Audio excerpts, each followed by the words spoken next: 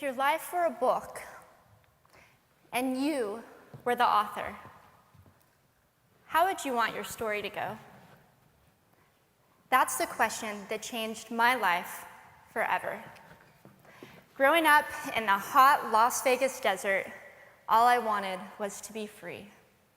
I would daydream about traveling the world, living in a place where it snowed, and I would picture all of the stories that I would go on to tell.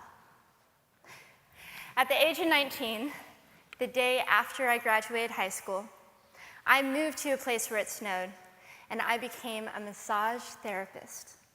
With this job, all I needed were my hands and my massage table by my side, and I could go anywhere. For the first time in my life, I felt free, independent, and completely in control of my life. That is, until my life took a detour. I went home from work early one day with what I thought was the flu, and less than 24 hours later, I was in the hospital on life support with less than a 2% chance of living.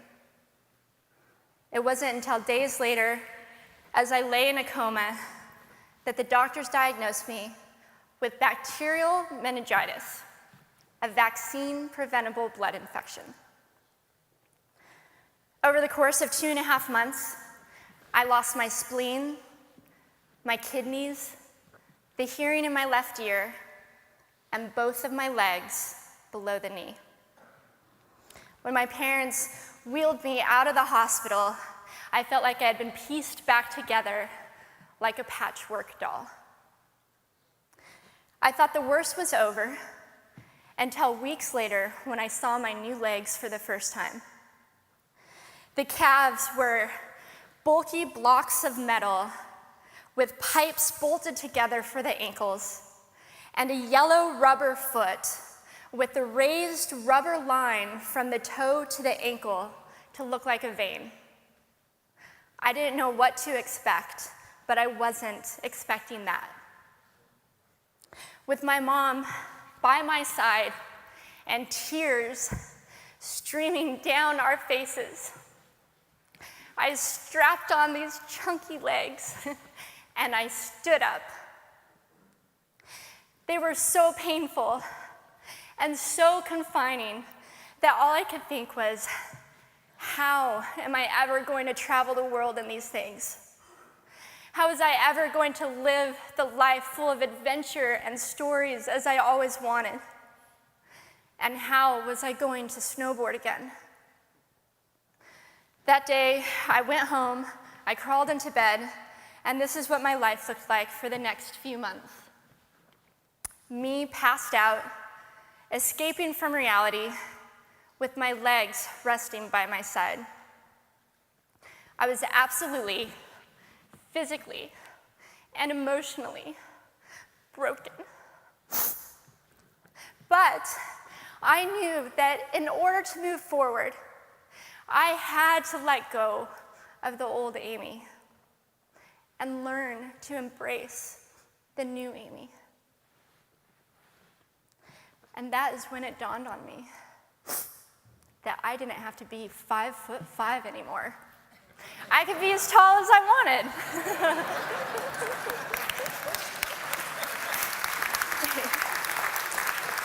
Or as short as I wanted, depending on who I was dating. And if I snowboarded again, my feet aren't going to get cold. And best of all, I thought, I can make my feet the size of all the shoes that are on the sales rack. And I did. So there were benefits here. It was this moment that I asked myself that life-defining question. If my life were a book and I were the author, how would I want this story to go? And I began to daydream. I daydreamed like I did as a little girl. And I imagined myself walking gracefully, helping other people through my journey, and snowboarding again. And I didn't just see myself carving down a mountain of powder, I could actually feel it. I could feel the wind against my face and the beat of my racing heart as if it were happening in that very moment. And that is when a new chapter in my life began. 4 months later, I was back up on a snowboard, although things didn't go quite as expected. My knees and my ankles wouldn't bend, and at one point, I traumatized all the skiers on the chairlift when I fell, and my legs, still attached to my snowboard, went flying down the mountain. And I was on top of the mountain still. I was so shocked. I was just as shocked as everybody else, and I was so discouraged, but I knew that if I could find the right pair of feet, that I would be able to do this again. And this is when I learned that our borders and our obstacles can only do two things. One, stop us in our tracks, or two, force us to get creative. I did a year of research, still couldn't figure out what kind of legs to use, couldn't find any resources that could help me. So I decided to make a pair myself. My leg maker and I put random parts together, and we made a pair of feet that I could snowboard in. As you can see, rusted bolts, rubber, wood, and neon pink duct tape. And yes, I can change my toenail polish. It was these legs and the best 21st birthday gift I could ever receive, a new kidney from my dad, that allowed me to follow my dreams again. I started snowboarding, then I went back to work, then I went back to school, then in 2005 I co-founded a nonprofit organization for youth and young adults with physical disabilities so they could get involved with action sports. From there, I had the opportunity to go to South Africa, where I helped to put shoes on thousands of children's feet so they could attend school. And just this past February, I won 2 back-to-back World Cup gold medals. Thank you.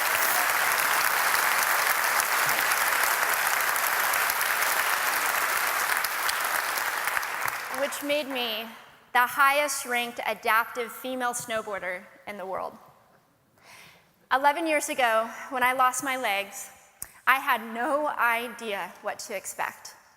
But if you asked me today if I would ever want to change my situation, I would have to say no. Because my legs haven't disabled me. If anything, they've enabled me. They've forced me to rely on my imagination and to believe in the possibilities. And that's why I believe that our imaginations can be used as tools for breaking through borders. Because in our minds, we can do anything, and we can be anything. It's believing in those dreams and facing our fears head on that allows us to live our lives beyond our limits. And although today is about innovation without borders, I have to say that in my life, innovation has only been possible because of my borders. I've learned that borders are where the actual ends, but also where the imagination and the story begins. So the thought that I would like to challenge you with today is that maybe instead of looking at our challenges and our limitations as something negative or bad, we can begin to look at them as blessings.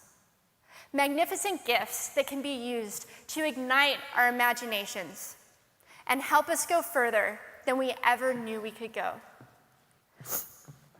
It's not about breaking down borders. It's about pushing off of them and seeing what amazing places they might bring us. Thank you.